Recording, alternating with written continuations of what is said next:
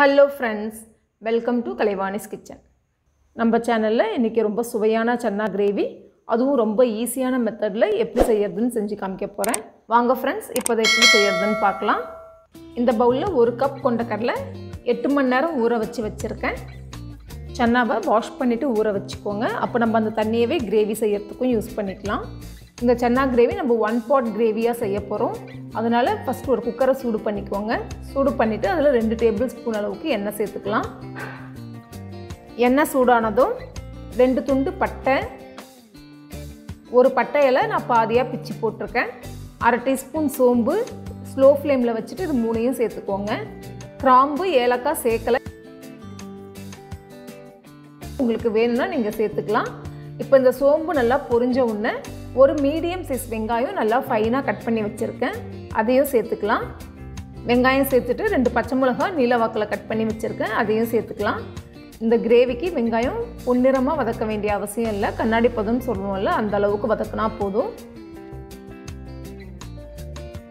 வெங்காயம் நல்லா வதங்கின உடனே 2 டீஸ்பூன் இஞ்சி பூண்டு விழுது சேர்த்துக்கோங்க. இப்போ ஃப்ளேமை ஸ்லோ பண்ணிக்கோங்க. இந்த இஞ்சி பூண்டு விழுது நல்லா பச்சை வாசனை போகிற வரைக்கும் வதக்கிக்கோங்க.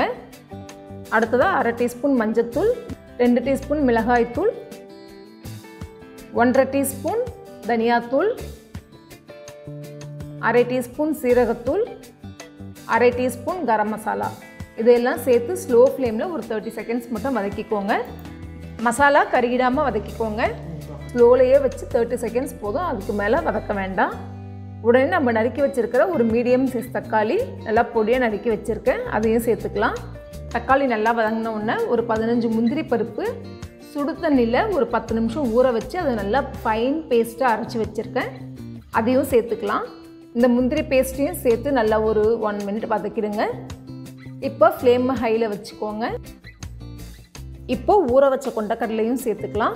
மொத்தமாக இந்த கிரேவிக்கு தண்ணி பார்த்தீங்கன்னா, இப்போ இந்த கொண்டக்கடலை ஊற வச்ச தண்ணி நான் அது கூடவே இன்னும் கொஞ்சம் தண்ணியும் சேர்த்து மொத்தமாக 2 கப் தண்ணி சேர்த்துருக்கேன். அடுத்ததாக தேவையான அளவு உப்பையும் சேர்த்துட்டு நல்லா மிக்ஸ் பண்ணி விட்டுருங்க. 1 pot கிரேவியாக இந்த சன்னா கிரேவி நம்ம ரொம்ப ஈஸியாக டேஸ்ட்டாக அதே டைமில் ரொம்ப சீக்கிரமாகவும் செஞ்சிடலாம்.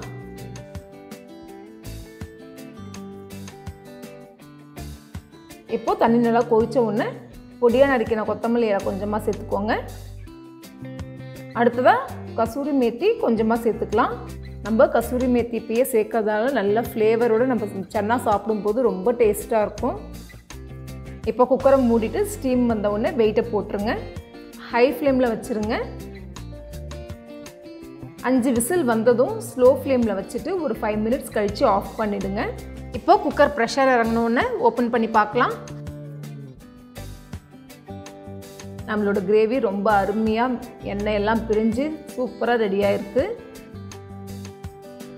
இப்போ இது ஒரு பவுலுக்கு ட்ரான்ஸ்ஃபர் பண்ணிவிட்டு கொஞ்சமாக கொத்தமல்லி இலை தூவிடலாம். ஓகே ஃப்ரெண்ட்ஸ், நம்மளோட சன்னா கிரேவி ரொம்ப அருமையாக ரெடி ஆகிடுச்சு. நீங்களும் ட்ரை பண்ணி பாருங்கள். ட்ரை பண்ணி பார்த்துட்டு உங்களோட ஃபீட்பேக் என் கூட ஷேர் பண்ணுங்கள். என்னோடய வீடியோவை லைக் பண்ணுங்கள், ஷேர் பண்ணுங்கள், சேனலை சப்ஸ்கிரைப் பண்ணுங்கள். மீண்டும் இன்னொரு இன்ட்ரெஸ்டிங் ரெசிபியோடு உங்களை சந்திக்கிறேன்.